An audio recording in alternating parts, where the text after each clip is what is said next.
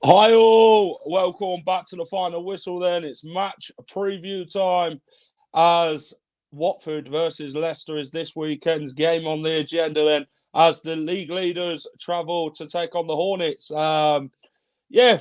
Big game this one again. Every game's a big game, isn't it? It's a game where you go into every game wanting to win games, and Championship is always a tough league, isn't it, for every team in the league. I'm going to be joined by Justin from a Watford podcast, Do Not Scratch Your Eyes podcast. We're going to be chatting all things about the game, and yo, Roshi, how are you, mate? Hope you're good. Kaysen, how are you, my friend? Yo, Jack, hopefully you're okay. Score, don't want to jinx it now, but Foxes. Good evening, Jack. Looking forward to your upcoming vlogs. Appreciate that, Michael. How are you, my friend? Let's get my guest in then. Justin from Do Not Scratch Your Eyes Watford podcast. Let's get him in. Justin, how are you, mate? Hello. How are you? All right, mate. Yeah, not bad. Not bad. Good. Tell everyone what you do at the Do Not Scratch Your Eyes podcast then, Justin. What do? We do lots and lots of podcasting, actually. So one of our guys, Carl, he does most of the away day vlogs and home match vlogs. We do post-match Twitter spaces after every game. So pretty much within half an hour of a match ending, we're live on Twitter getting thoughts from other Watford fans, stuff like that. We've done quite a bit of player interviews and things like that in the past. Slowed down on that a little bit now because I think we've pretty much interviewed everybody that we really want to, although we have got a bit of a list that's built up, so that might start again soon. Been going for about 3 years. It takes up a lot of your time, as you probably know. Yep. Talk to me about your love for Watford, mate. Where did it come about? All-time favourite player, if you've got one. Ooh. So I started going in 85. I went the 85-86 season, which was sort of 2 seasons after we reached the cup final. I remember watching the cup final on the TV and crying my eyes out, age 9. I've been going since 85. As you can imagine, lots and lots of things happened since then. Good stuff, bad stuff. Favourite players, probably players that Leicester fans had never heard of. Richard Johnson was always a favourite player of mine, midfielder with a lethal shot from outside the box. And then there's obvious favourite players as well, like Troy Deeney and those sort of people that are always fun to watch. In sort of like nearly 40 years ago, when you kind of, pick up for the odd favourite player now and then, but Richard Johnson's one that I just always remember thinking, God, I love Jono. He's great. And I've met him a few times since now, and he's just wonderful to know. So, yeah. Fantastic. Let's get to know the opposition now. Watford are the opponents this weekend for the Foxes. 11th place, 1 win in the last 7, I believe, in the league. How has life been like under Mr. Ismail? How have you found it? Obviously, since the last time you played Leicester, how was the season gone? You did us, didn't you? When we played you. It's been all right. I mean, away form's better than home form. Home form's terrible, really, really bad. Away form's slightly better. Ismail, he's steadied the ship, I'd say. He's managed to get the players look as if they're interested in playing for Watford, which no manager of the past, however many over the last 3 or 4 years, has managed to do. There must be at least 12 managers, I guess. Although Xisco Munoz, I guess, kind of brought some life into the team. But no, I think Ismail's been all right. He's the players look as though they're interested. But yeah, I mean, well, we're playing you tomorrow. That no one's looking forward to that. Everyone's sort of going, "Oh, how bad are we going to get spanked on that one?" We haven't scored a goal in open play for something like 3.5, 4 matches or something. We don't look like scoring. So yeah, it's been a bit. Well, I think the thing is that most people are saying that they're enjoying going back to football now, right? So for the last sort of 4 years, people have been going, "Oh, I only go to football to speak to my mates, or to get out of the house for an hour, Yeah. or whatever." But now people are going, "Actually, I'm enjoying going to football for the football," which hasn't happened for the past sort of 4 seasons. So yeah, I'd say that a lot of that is down to Ishmael, I guess. But yeah, I mean, the shocking January window. Just seen that we've signed Jeremy and Ngakia for another 4 seasons. The man's made of biscuits. He's always in the room being treated for some sort of ailment or another. Never. The January window was pretty poor. Dennis came in, not convinced that that's a particularly good, loan signing. Really doesn't look fit. Doesn't look like he's ready to play. So there's lots to complain about, but there's a lot to be a little bit more optimistic about as well in terms of players that actually look as if they're interested now, which is a novelty. A more positive side to Watford then, the playoff hopes. I mean, is that something what you feel as a Watford fan you can achieve this season, the playoffs? Is that the admirations of all Watford fans now, that we can go and compete in for them 5th and 6th playoff places? No. Oh, did you want a longer answer? No, mate. No, I think most. Short and sweet, if I say you want to. Yeah, no, I could give you an explanation to that. I think most Watford fans would probably say that the playoffs are unattainable. Just that you need to have something about the team and some momentum and some,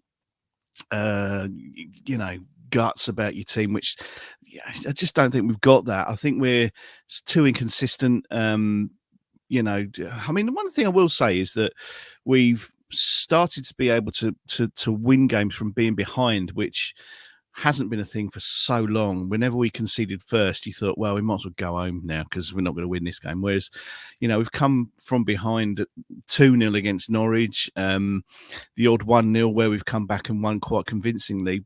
We do seem to concede quite early.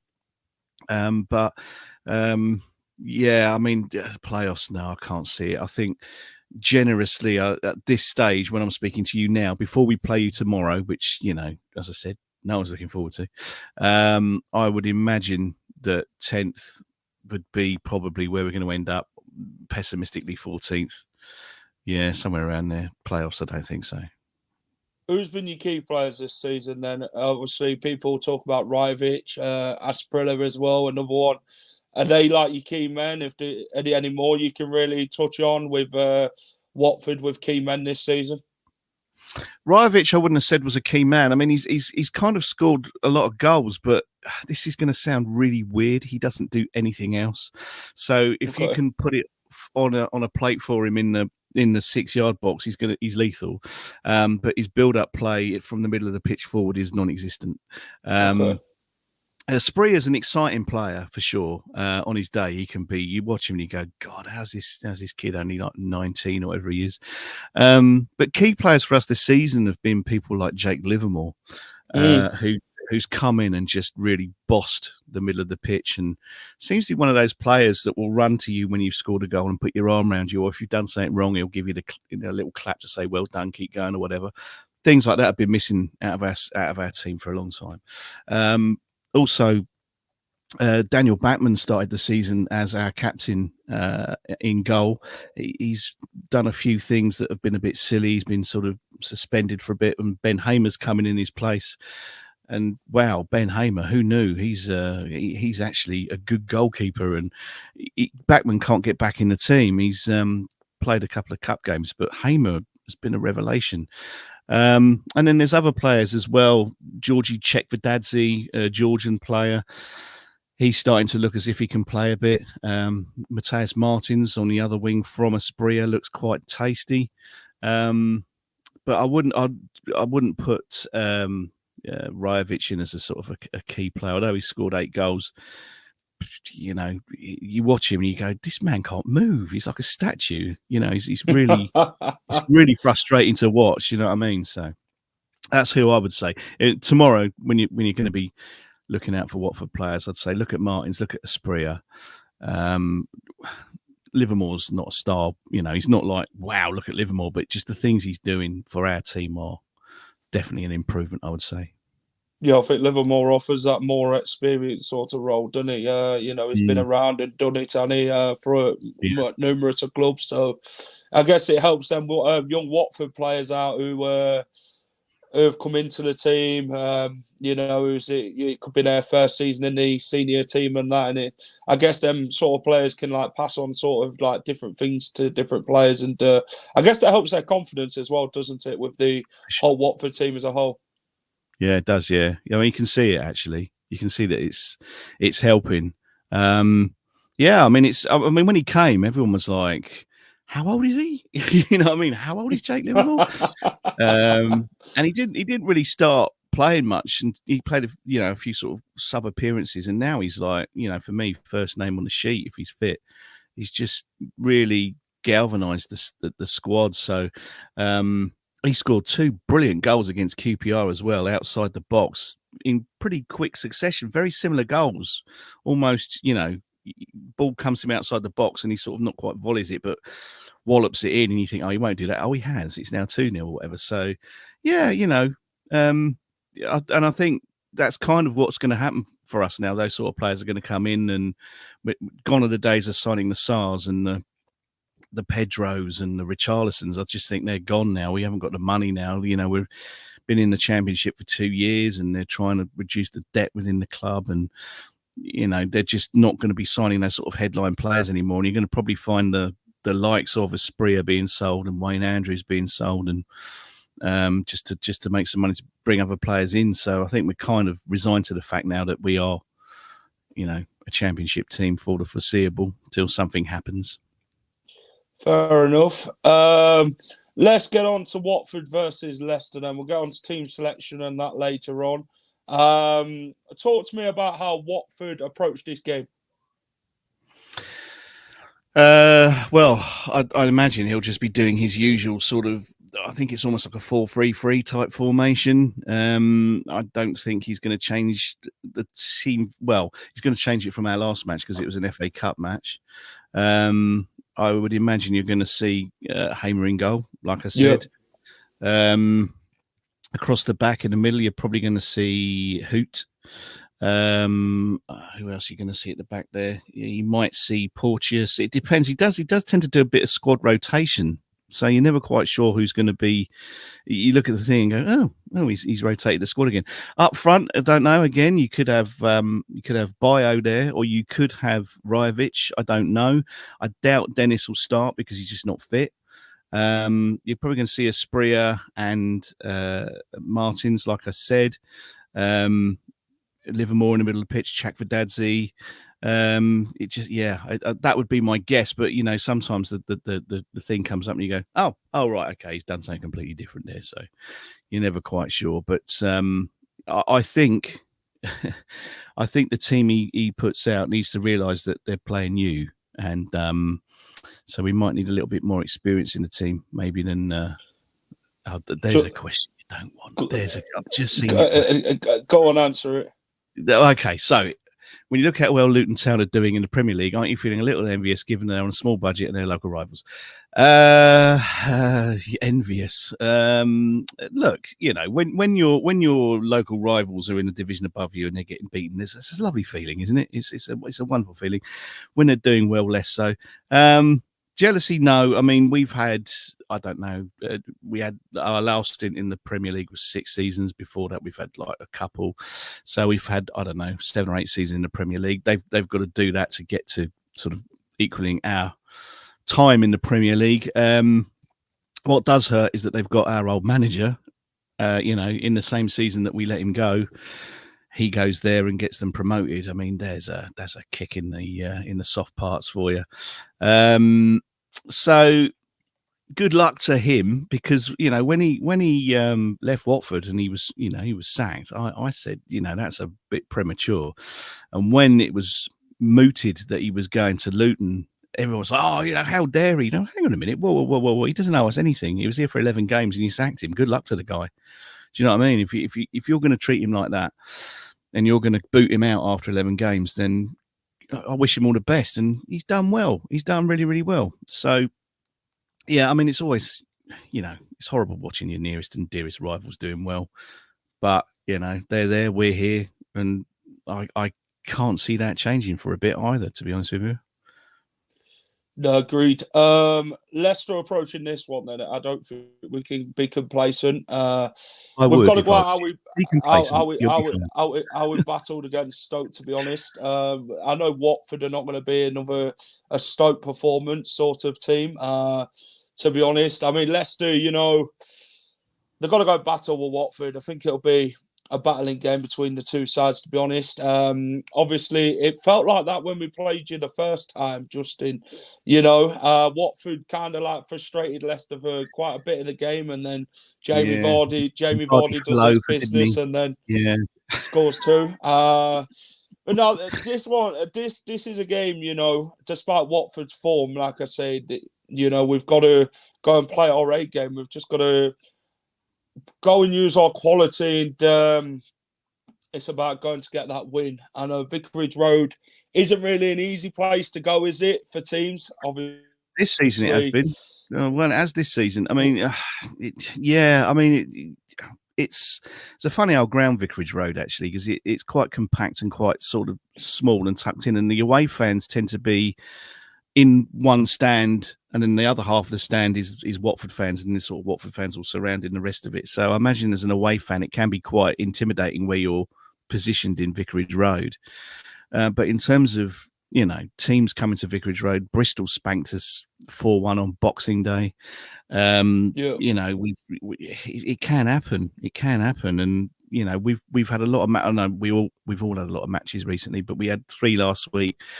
They looked knackered by Saturday. They looked absolutely knackered. And we had an FA Cup replay we could have done without on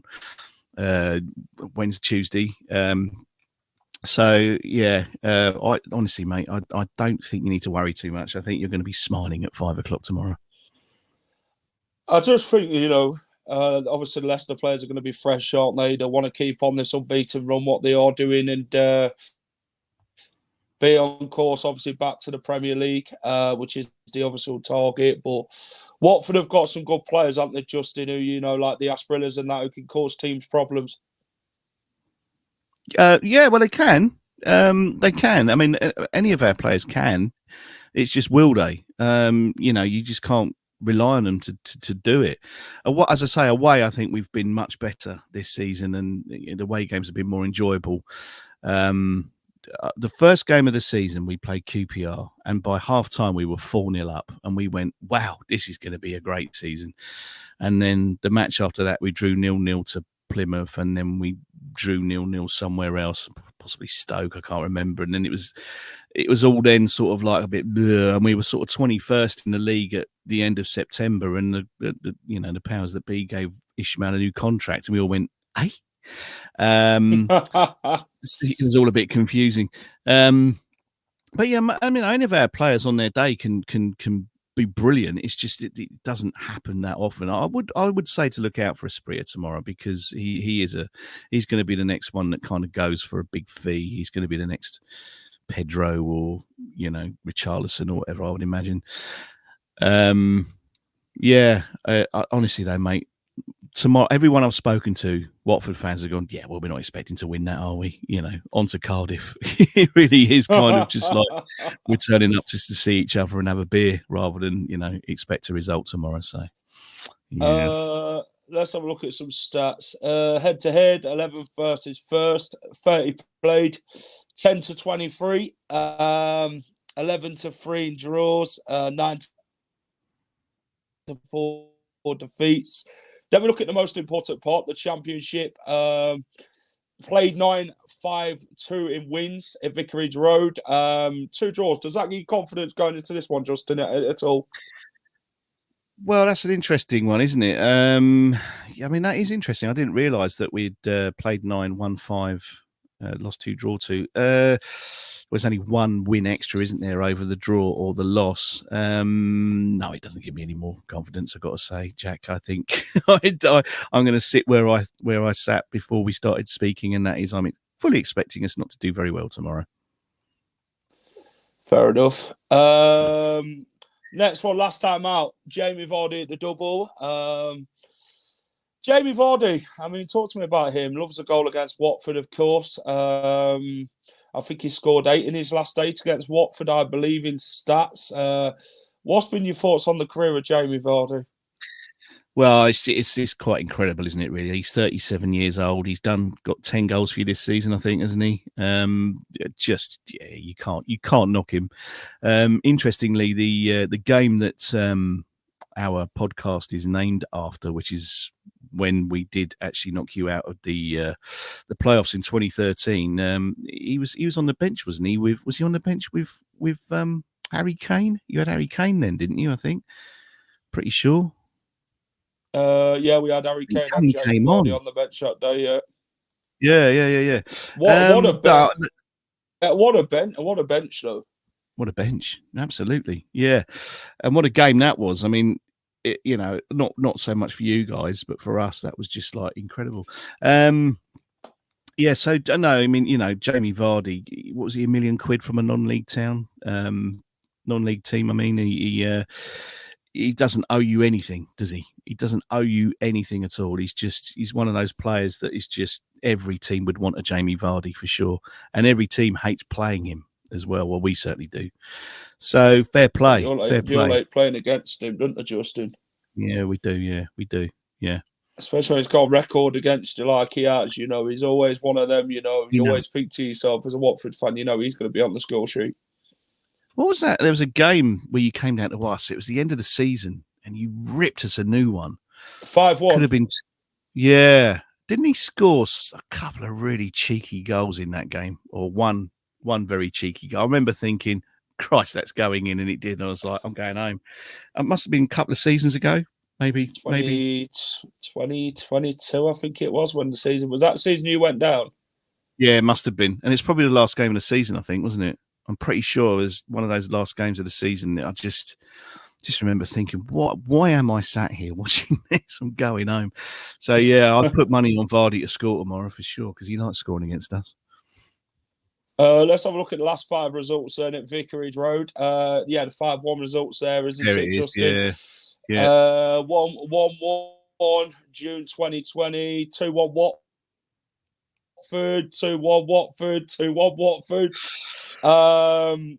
What's your most memorable Watford Leicester game? Despite that, obviously, Watford fans are going to bring it up and say the playoff game, but what's been your most memorable game apart from that one?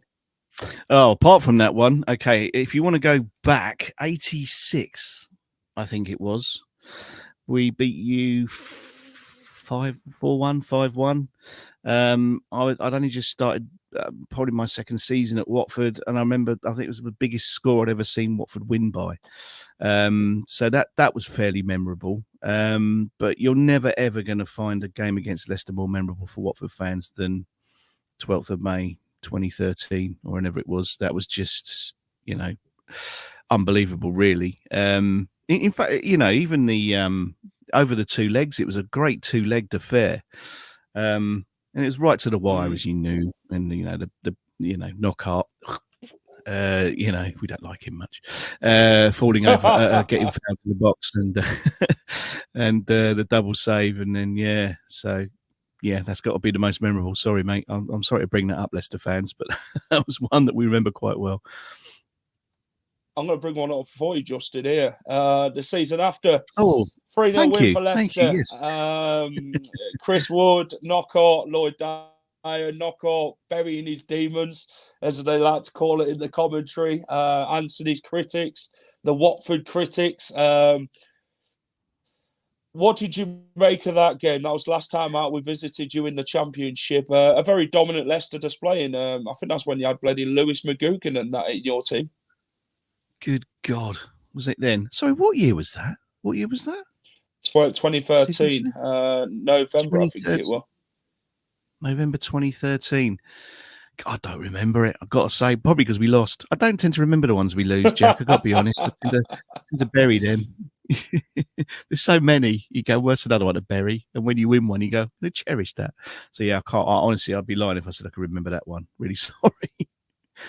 Yeah, good game in the away day though. As I'll give it that one. But it was good to, get revenge on Watford for that bloody playoff bloody game. That haunted us. That did when that happened, and I know. it weren't very nice being at Vicarage Road that day and watching It was very nice.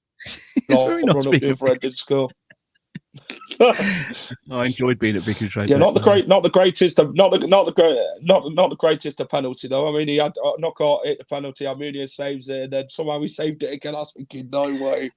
And then just what happened after. That's unreal. I know. I was down the other, so I was literally. I would have been banging line where Deeney volleyed the ball in, so I couldn't really see the penalties. So I'm trying to strain to see the penalties. I thought, oh, he saved that. I think he saved it again. And the next thing you know, Forestieri's running in front of me. I thought, oh, hello, what's going on here? Yeah, I mean, those are the sort of things that happen in matches once a lifetime, mate. You know what I mean? It's not one of those things that if we saw it every year, you'd go, oh, it's, 40 years I've been going, I've seen it once. So, yeah, it was a very special day. A special day that you brought, obviously, merchandise out for to celebrate every year, Justin. Oh no, this is here forever. That's actually Wembley 99. That's when we beat Bolton in the playoffs in 1999. This is the first Watford scarf I ever got when I was about 10. Still got my name sewn into it by my mum in case I lost it at school. Fantastic.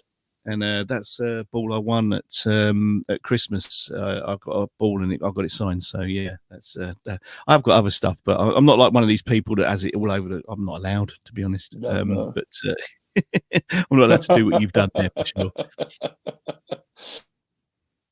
Let's have a look at foot in both camps, Justin. I'll tell you what. We'll talk about David Connolly first. Played for both clubs. David Connolly. What was his time like at Watford?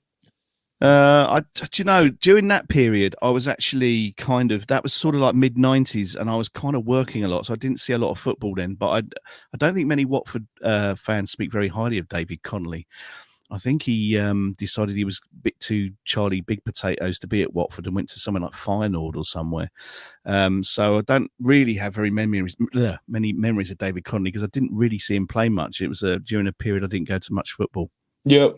Ben Hamer, obviously ex-Foxes keeper, wasn't the greatest keeper at Leicester, to be honest. But he did end up moving on. Was he number two? Was he number two to Schmeichel? Well, yeah, it was, yeah.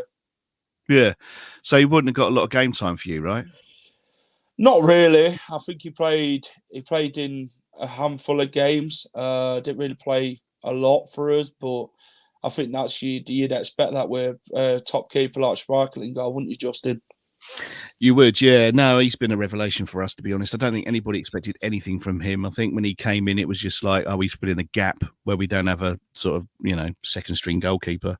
And as I say, Backman's sort of blotted his copybook a little bit, and Hamer's come in and he's a fan favourite now. So I think I saw today there's actually talks about trying to extend his contract as well. So no, Ben Hamer, he's going to go down as one of our good ones, I think. Claudio Ranieri, as Leicester fans like to call him, King Claudio, after that title winning season. What was your thoughts of him at Watford? Dreadful, absolutely dreadful. Didn't look interested. To be fair, he did get a couple of decent results. We beat Everton 5-2 away. But we did manage to lose 5-0 to Liverpool at home, and he just wasn't very good for us at all. He's going to be one of those, we've got a whole roster of managers that have come in over the last sort of 10, 12 seasons, and he's one of those. We went through the list of managers the other day, and I almost forgot about Ranieri. I was like, oh God, yeah, we had Ranieri, didn't we? He was there between, before Hodgson, and there's another one we don't like speaking about. So yeah, no, I don't think he'll ever be really remembered as anything other than a waste of time at Watford, I'm afraid. Big Nigel Pearson. I mean, what a character. He liked to kind of like have some. You'd call it great bloody press conferences when it comes to him in the media. the Gavra character achieved quite a lot of success at Leicester with the Great Escape, the title championship season in 13-14, took us up from League One as well. 2 playoff stints, which obviously went horribly wrong for us against Cardiff and Watford, but that's something we don't want to remember it's Pearson's time in charge for. But Nigel Pearson, I mean, did all right for you lot, did he? Big Nudge. He did, yeah. Unfortunately, he was with us during COVID. It was just before all the games got sort of stopped. We were on a really nice run with him. We'd beaten Man United at home. We'd beaten Liverpool at home. We were the only team that year, I think, to beat Liverpool or something. They were, the year they won the Premier League. I think we were the only team that actually won a game against them. So he was good for us. And then, once COVID came and went and games started again, it just wasn't gelling, it wasn't working. There was some kind of rumour about a bust up in the dressing room at West Ham, and that was the end of his career. One thing that my co-presenter Peter likes to mention about Nigel Pearson is when he met him, he thought he had enormous forearms. He shook his hand and said his forearms are absolutely massive. So whenever we mention Pearson now, it's always sort of followed with the word forearms. Yeah. No, I've got time for Pearson. I thought he was a good manager, and under other circumstances, I think he would have done the job. But COVID just put an end to that, unfortunately. Fair enough. Lloyd Dyer's the last one. Good player for Leicester, Lloyd Dyer. Quick, full of energy. He'll like a Duracell battery in it. The guy would never stop running. He scored a wonder goal against Bolton to that night when we won the championship. Lloyd Dyer scored some fine goals for Leicester. Some would end up over the bar, with Lloyd, because some would say he couldn't shoot, but he did score some goals for us, and very good player for Leicester in the Championship, League One season, and that as well. Played his part in a successful stint for Leicester. What was your thoughts on Lloyd Dyer? I can't honestly remember much about Lloyd Dyer playing for us. I don't really remember him, to be honest. He hasn't stuck in my memory as one of those players that did wonders for Watford. So I'm afraid you're going to have to remember him, and I'll just have him to the side as a player that I don't really remember doing very much at Watford at all, to be honest. Let's go on to team selection then. I mean, how do Watford set up formation-wise? Starting 11, does he make any changes from that Cardiff defeat? Ismail, where do you reckon it'll go with it? Well, like I said earlier, it's likely to be a 4-3-3. I have no idea what the team selection will be because he does tend to rotate. One thing he does do is he has some peculiar substitutions. The crowd sort of scratch their head as the board goes up. He did do a thing, certainly for the first half of the season, where it was always substitutions on 60 minutes. You could time your watch by it. You'd go, oh, it must be 60 minutes because 3 players are coming on and 3 players are going off. He hasn't done so much of that recently, but some of his subs are, baffling, really, really baffling. So I would imagine you're going to have, like I said to you earlier on, Hamer will start in goal. Definitely going to have Hoot in the centre of defence. I think Hoot is a player that has played every single game this season. I'm pretty sure he's played in every game this season. You're going to probably have in front of him Sierra Alta. You're going to have probably Livermore in front of him, and then either Rajovic or Bayo in front of him as like the spine. And then at the sides, it's all fluid. It could be anyone. It could be, if Ken Semmer's fit, he might start over Matthias Martins. I imagine Asprilla will start. He was a bit of a substitute last year. He seems to be a starter now. Sometimes goes off for someone like Tom Ince. I just worry for us because, like I say, I just don't see that we're going to be able to match the strength of your team tomorrow. I just can't see it. You're on course to beat this 106 point thing that Reading had. That's a sign of a good team, isn't it? That's a sign of a team in form with strength and character. It's just things that we probably don't have. So, just look out for the substitutions because I think they're probably going to be about 60 minutes. that unless we're doing really bad, he might change it earlier. But yeah, that's it. I'm not really one of these people that kind of goes, oh yes, I see what we've done now. I just sort of go, oh, that's the team, right? You know what I mean? So fair enough. Leicester will go with Hermanson in goal. Yannick Vestergaard will miss the trip to Watford, so I think Ben Nelson will partner Wout Fass in this game. Callum Doyle, I believe, will start Ricardo Pereira, Harry Winks, Dewsbury Hall. I think we'll go with McAteer again. Outright, Fatawu, out left, Mavadidi. Striking this game, will he stick with Patson Daka? I tell you what, I'll go with Patson Daka. He might go with Cannon or Vardy. So we'll have to wait and see. We have got 3 strikers to choose from, so that's a good thing to have when you're a manager. That sort of headache. But yeah, I'll stick with Patson Daka. He's scoring some goals, and I don't think you don't have to change things that aren't broken. Do you get what I mean, Justin? I know exactly what you mean. Yeah. So I think that was the sort of team. Justin, I'm going to ask you the last question then. Your score prediction. What's Heading Hot saying, mate, for this one? Well, like I say, we haven't scored a goal for a while. So I don't know. It could be anything, couldn't it? On a preview that I did earlier on for our podcast, I went for a 2-2. That's probably the best. I like Watford FC. Good club, just needs a good chairman. Well, we had Elton John once. That was nice. Yeah, I'm going to go for a 2-2, mate. I'm going to go for a 2-2, but that's probably heart. Head says you're probably going to do us 4-0.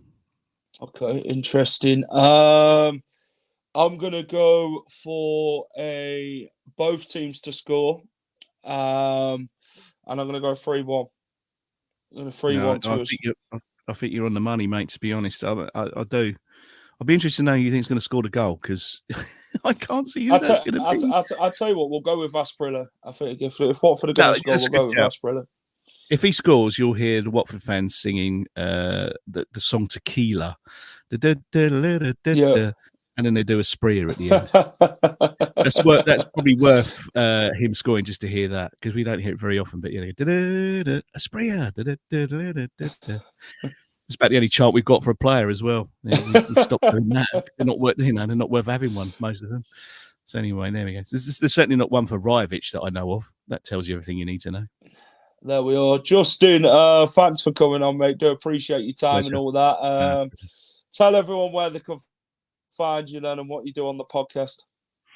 Yeah, so we've got a website which is expecting a good crowd. Yes, I'd imagine it will look like less than what is actually announced. That's another thing that annoys us. And the crowd today was 20,000. What's it? Solid fan base. Yes, yeah, we are. I mean, there's people been going for donkey's years. You know what I mean? There's people been going to Watford for many, many, many years. We are pretty solid, and we're pretty tolerant as well. Actually, you can tell that by the amount of managers that we've seen come and go and not really grumbled. Where were we, mate? Oh yes. So do not scratch your eyes.com is where you can find us. We are also on all the podcast platforms. Carl, one of our hosts, does a vlog, Home and Away. That's on YouTube. He tends to just wind people up on that, so don't take it personally. If he has a go about your town or has a go about the facilities in your town, he's just having a laugh. He doesn't really mean it. He tends to annoy Luton Town as well quite a lot. So yeah, I think he enjoys the. I think he does it for the hits. You're just doing that for the hits, aren't you? Yeah. So do not scratch your eyes. That's how it is. Yeah, that's what he does. Yeah, he definitely does that for sure. So yeah, that's us. We've been going for about 3 years, and yeah, we did do a lot of stuff. Tomorrow, by the way, at the end of the match, we're going to hold a Twitter space. That will probably start at about 5:20. If any Leicester fans want to come on and give their views on the game, more than welcome. We welcome anybody on. We don't tolerate any sort of idiotic behaviour or anything. We're very respectful. Anybody can have an opinion and come on and say it. So if you in the Odd House tomorrow, I'll be in the Odd House tomorrow. Where's that? Oh, the Odd Fellas. The Odd Fellas Arms. Yes, that's the away pub for away fans. We don't have huge local clubs around. It's probably a big difference. That's the thing. you see more Liverpool and Man United and Man City tops around Watford than you do Watford tops. And Tottenham's quite big, and Arsenal and stuff. So it is nice to see people wearing their Watford tops around town and stuff, because it doesn't happen very often. So yeah, welcome to everybody tomorrow. Enjoy Watford. We're a friendly bunch. Yeah, Oddfellows Arms. There you go. We are a friendly bunch. Come and say hello if you see us. And if you do want to come on our space afterwards, you're more than welcome to give your side of the game. We're all very friendly. Appreciate that. Yeah, so if you want to do that, a lot of people do it on the journey home. You know, they're in the car or whatever. Come on our space, listen to us moaning, and then come on and gloat. Yeah, Justin, thanks for coming on, mate. All the best for the rest of the season after tomorrow, pal. You too, matey. Enjoy the Premier League next year. I'm sure you're going to go up, so enjoy that. It's been lovely speaking to you. One game at a time, but we'll see. Don't listen. Don't be silly. You know you go. Cheers, mate. Pleasure. That was Justin from Do Not Scratch Your Eyes podcast. Great chat tonight, getting to know the opposition. Guys, if you haven't watched the Championship predictions, week 31, be sure to do it. It's on the channel now. So, yeah, go and check that out as we predicted all the games in the Championship for this weekend. Also, if you're new to the channel, hit the subscribe button. It'd be really much appreciated. Hit the like button if you've enjoyed the stream as well. That'd help me out massively. What's coming up on the final whistle then? So we'll have the match vlog out tomorrow for Watford versus Leicester. I'll be travelling to Vicarage Road for the game. So come and see me. Come and say hello. Come and give me predictions before the game and that. It'd be good to have a chat with all fans. Also, we'll have the Sheffield Wednesday match preview. And we'll have the Championship predictions week 32 as well, coming up on the channel, and also the Sheffield Wednesday vlog as well. But no, take care, everyone. Thank you for watching. I really appreciate it. See you tomorrow, Terry, mate. All the best. And yeah, take care. Bye-bye for now. Keep it at the final whistle. And come on, the Leicester. Hi all. Thank you for watching the final whistle. If you enjoy all our content, please remember to smash a like, share, and subscribe to the channel.